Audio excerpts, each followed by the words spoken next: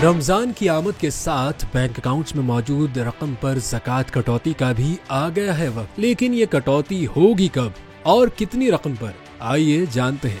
पाकिस्तान में वजारत तख़फ़ीफ़ गुरबत और समाजी तहफ़्फ़ुज़ 2024 के लिए जारी करदा ज़कात निसाब के मुताबिक यकम रमज़ान को अगर आपके सेविंग और PLS अकाउंट में 1,35,179 रुपए या इससे ज़ायद रकम हुई तो इस पर ज़कात कटेगी।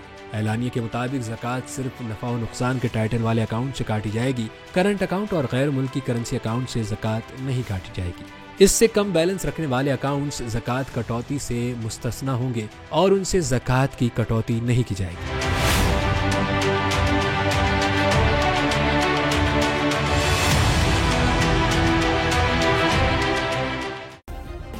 सब्सक्राइब करें और बेल दबाएं ताकि कोई खबर रह न जाए।